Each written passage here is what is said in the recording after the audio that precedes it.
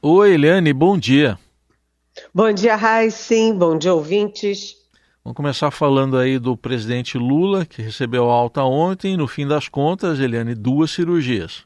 Pois é, foram duas cirurgias, uma que já era bastante prevista, que é a cirurgia na bacia.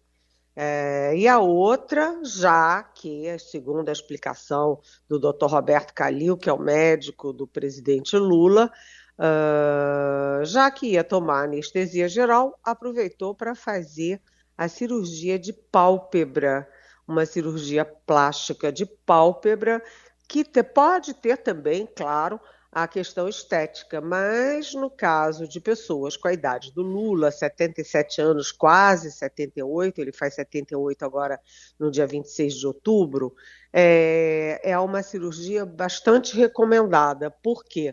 Porque aquela pelezinha da pálpebra vai ficando flácida e vai acabando prejudicando a visão. Então, Lula aproveitou e fez a plástica da pálpebra e as cirurgias ambas foram muito bem sucedidas. Foram cirurgias rápidas, eram cirurgias necessárias e o Lula já saiu ontem, já foi para aspas casa, né, para a residência oficial da presidência, que é o Palácio da Alvorada.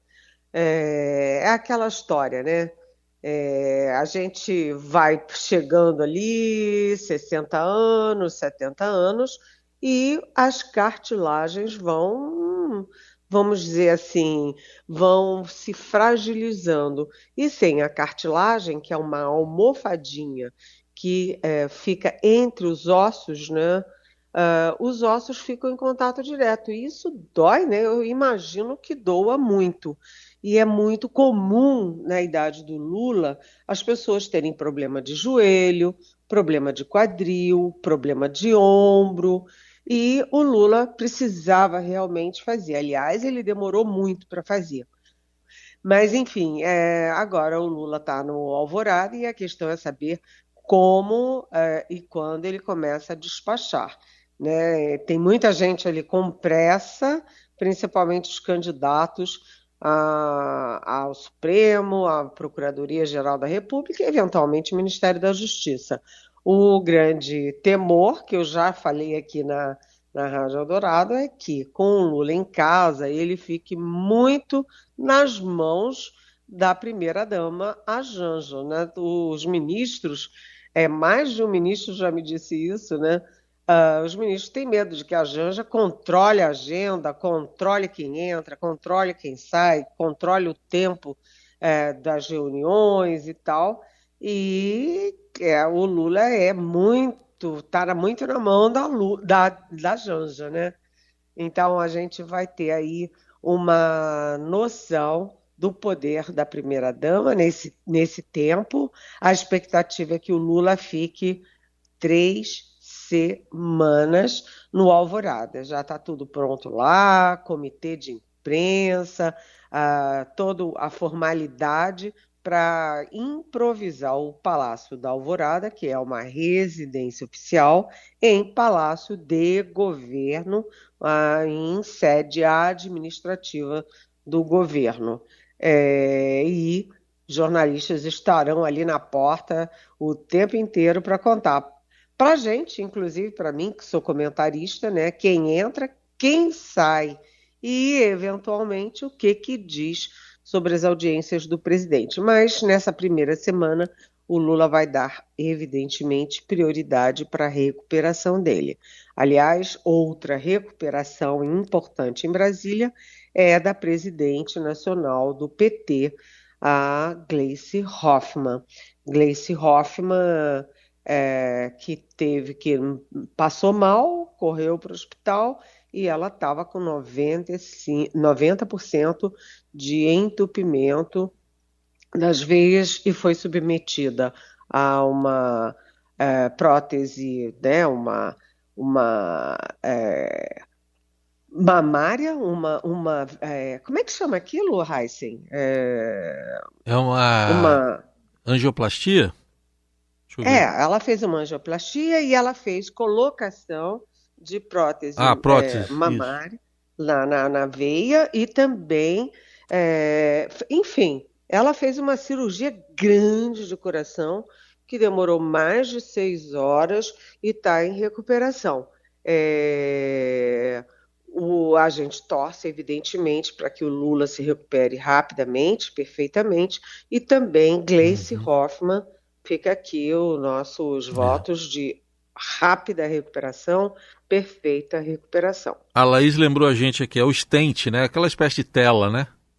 É o stent. Mas eu acho que ela botou mais do que o stent, É. não foi só o stent. Ela botou aquela ponte mamária e estava previsto, pelo menos, uma ponte mamária,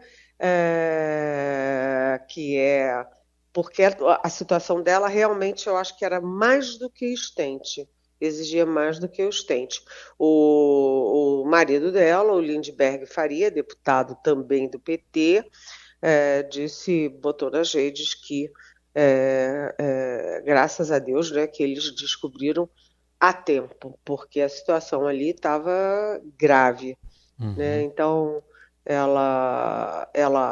enfim, a cirurgia foi bem sucedida, foi longa, mas bem sucedida, também em recuperação, vai passar 2 dias na UTI antes de ir para o quarto, né, do hospital. Muito bem, então tá aí. A gente acompanha essa recuperação do presidente Lula, também da presidente nacional do PT, depois dessa cirurgia, a dela, assim, mais inesperada, né, do presidente Lula, uma, uma cirurgia, assim, que já estava programada, né, como você bem destacou. Nosso ouvinte, o Geraldo aqui, o Geraldo Nunes, fala em Ponte de Safena também. É Exatamente. isso. Obrigada, É Geraldo. isso aqui. Oba! Obrigado ao Foi Geraldo, viu? Ponte uma Safena. ponte mamária e uma ponte de safena. Foram Isso. duas pontes, mais do que só um estente. Obrigada, Geraldo. Obrigado. Bom, vamos falar também de um outro acontecimento aí que movimentou Brasília. O PSOL não é um partido assim, é um partido importante, mas em tamanho em relação a outros é menor. Mas é bom de briga, né, Eliane? Pois é bom de briga. Teve briga, soco, gritaria, e é um partido pequeno. Isso ficou me lembrando que é uma má propaganda para o PSOL e uma má propaganda para a esquerda, porque a gente está sempre falando, né, que a direita está armada, que o Bolsonaro só fala em, em, em bala, em tiro, em arma, e aí você tem a bancada do boi, da Bíblia, da bala, tudo isso na direita. E na esquerda, né? Um partido tão pequeno ter que sair com socos, sabe, gritaria. Eu achei assim, por isso que eu botei na nossa pauta. Eu achei que foi uma má mensagem da esquerda num momento de grande polarização e num momento em que o foco negativo está muito na direita. Agora, o resultado da convenção é que reforça a posição do Boulos, o Guilherme Boulos, que é candidato fortíssimo à prefeitura de São Paulo. Ele que já teve várias candidaturas a executivos, inclusive para o governo de São Paulo, e agora ele concorre com mais facilidade para a prefeitura da maior capital do país. Mas olha, Boulos, não deixa o pessoal ficar com fama de trocar soco, não, porque isso vai prejudicar a sua campanha. Da análise política direto de Brasília com Eliane Cantanhede. Agora para falar dessa semana que está começando hoje, começando mais um mês, outubro, e expectativa para a indicação do novo ministro do STF, do novo PGR. É no masculino que tem que falar, Eliane? Novo e novo? Sim, é no masculino, apesar da pressão continuar muito forte, né? A pressão para ser uma mulher no lugar da Rosa Weber. Mas o Lula já disse que não vai considerar a questão de gênero nem a questão de raça e vai escolher o que ele achar melhor para o Supremo. Você viu que as bancadas femininas no Congresso fizeram um manifesto a favor, os grupos de juízas e advogadas também fizeram, enfim, todo mundo fez manifesto, mas a expectativa é de que seja um homem. E aí é que está. Todos os caminhos levam ao nome do ministro da Justiça, o Flávio Dino. O Flávio Dino é o mais cotado, é o mais forte para o Supremo, e ele já me disse, né, que seria uma bifurcação na carreira dele.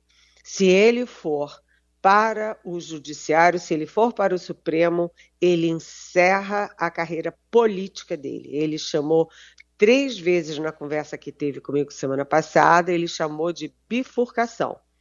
Se ele continuar no Ministério da Justiça, ele continua na carreira política. Se ele for para o Supremo, ele encerra a carreira política e vai para o Judiciário sem volta. Sem volta.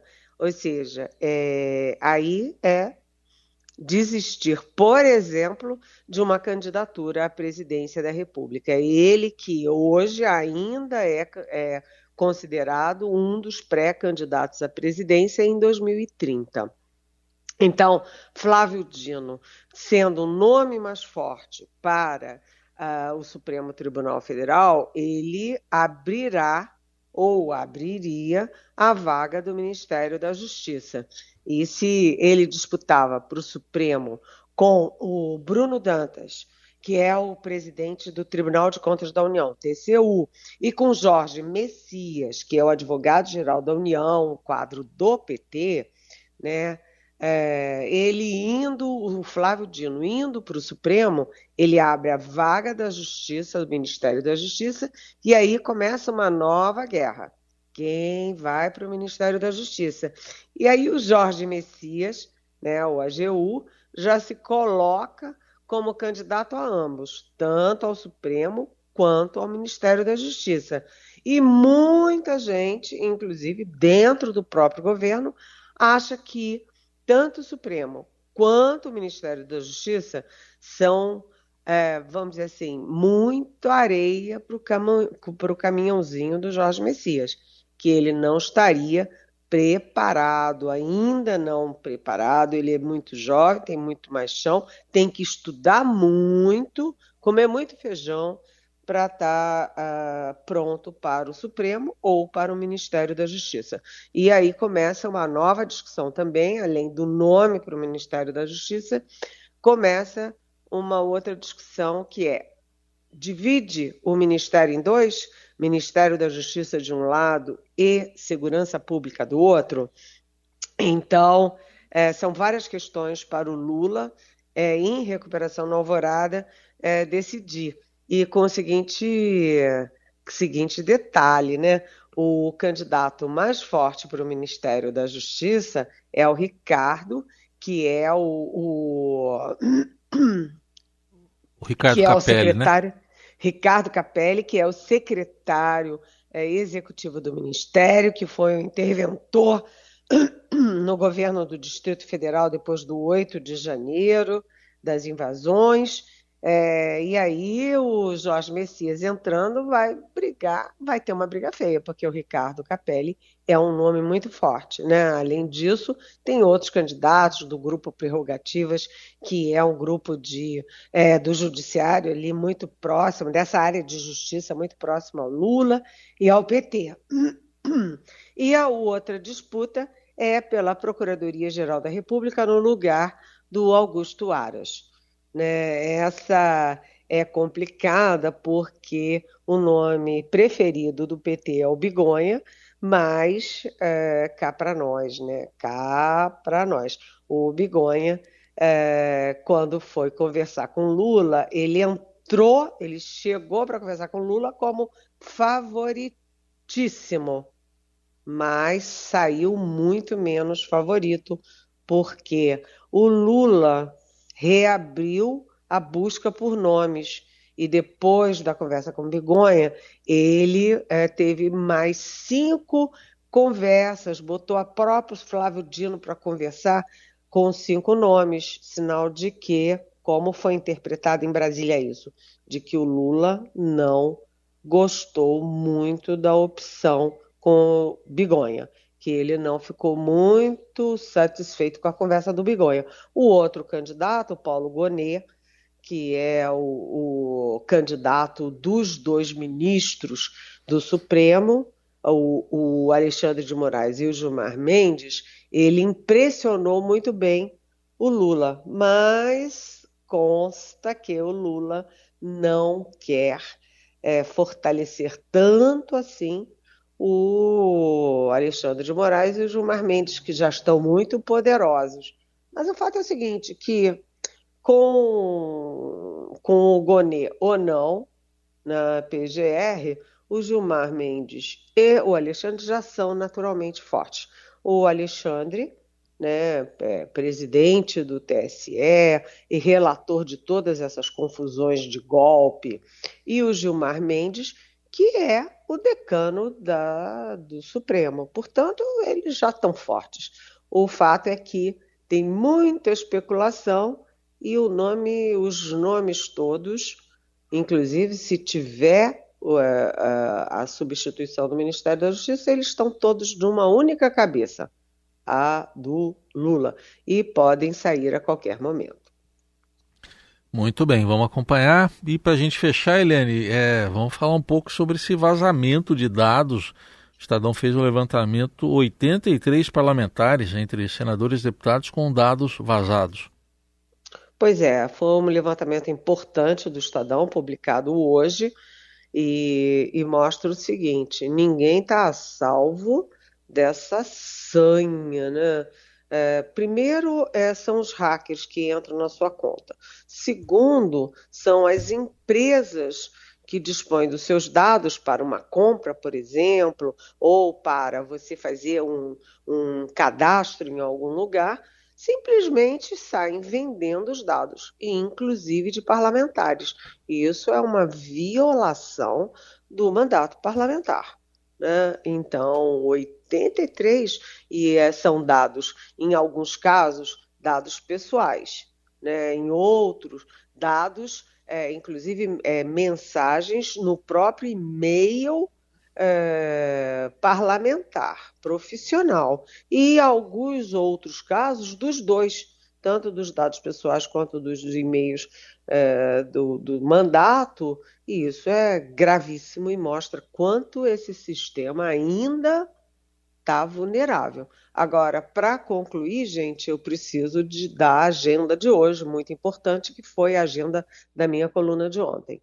Está previsto hoje o lançamento de um plano vigoroso de segurança pública, porque a segurança pública no país, o título da minha coluna ontem, inclusive, foi Mar de Sangue, porque está fora de controle neste momento, principalmente no Rio de Janeiro, na Bahia e em Pernambuco por causa do sistema penitenciário, prisional. Mas a gente sabe que é o foco de hoje, porque o país inteiro está conflagrado.